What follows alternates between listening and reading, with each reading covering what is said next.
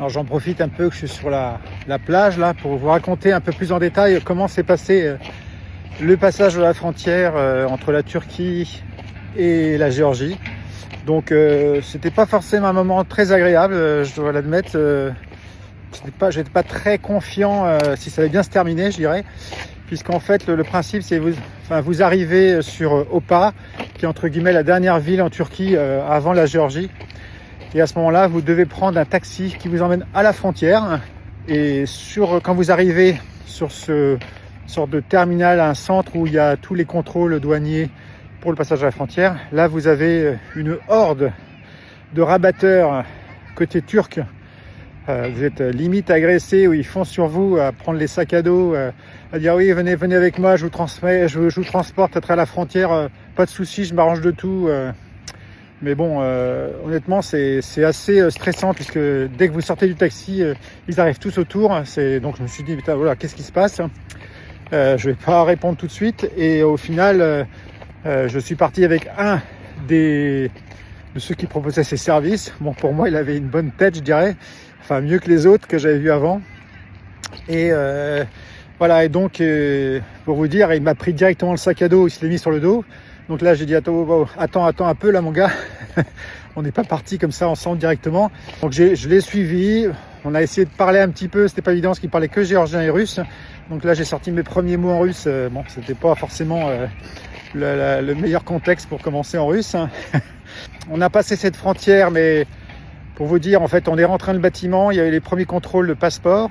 Juste avant, ce passeur, je vais l'appeler comme ça, ce passeur géorgien est passé au duty free prendre des cigarettes. Donc je pense qu'il a un quota de son côté. Donc en fait, dès qu'il a pris les paquets, il me les a mis directement dans mes affaires pour pouvoir passer la frontière. Où je me suis fait d'ailleurs, l'officier m'a dit, mais vos cigarettes là, c'est pas à vous. Donc le gars est revenu, le passeur lui a donné un petit billet pour passer. Donc voilà, au niveau corruption, c'était dans toute sa splendeur. Donc je suis passé, j'ai été recontrôlé au niveau des passeports, et il m'a essayé de faire comprendre, le passeur, que voilà, il fallait que je le suive, que je ne réponde pas à toutes les demandes qu'elle arrivait de l'autre côté. Et effectivement, une fois que j'ai passé la frontière, à nouveau une horde de rabatteurs, mais là côté géorgien, et pareil, une certaine, entre guillemets, un peu agressivité pour vous faire venir dans leur taxi, taxi pirate, je sais pas quoi. Et donc j'ai suivi le gars, mon passeur depuis côté turc, là, qui passait la frontière, donc qui est géorgien. Et donc il m'a emmené dans une petite ruelle derrière, vers sa voiture, pas forcément en bon état, mais bon, en tout cas c'était pas du tout un taxi, ça c'est sûr. Et on est monté dedans, et mes affaires, et là on est parti en trombe dans les petites routes en lacets qui sont sur le bord de la côte. C'était vraiment sportif, avec des vaches qui étaient en plein milieu de la route, fallait les éviter, donc à coup de klaxon. Je me suis dit, mais où est-ce qu'il va m'embarquer? Là, je vais finir dans un camp, je sais pas où. Donc, c'est toujours ces moments-là dans les voyages, quand on passe des moments un peu compliqués comme ça, on se pose toujours la question si on a fait le bon choix. Bon, j'ai essayé quand même de ne pas prendre non plus, entre guillemets, un passeur où j'avais déjà pas un bon feeling.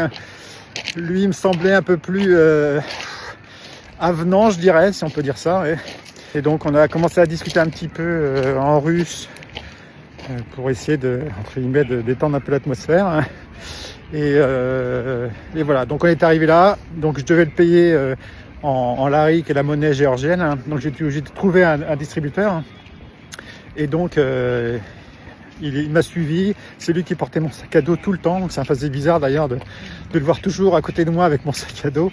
Donc c'était mon passeur et mon porteur. Et donc on a enfin trouvé le lieu où je devais loger, donc on a pu régler ça, je l'ai payé, voilà, bon, certainement plus cher que si j'étais passé par un truc officiel, mais ça m'a été quand même d'un grand service, parce que étant géorgien, il est allé directement, permet de poser des questions aux gens, savoir où ça se trouvait, écarter un peu tous les rabatteurs qui venaient vers moi là.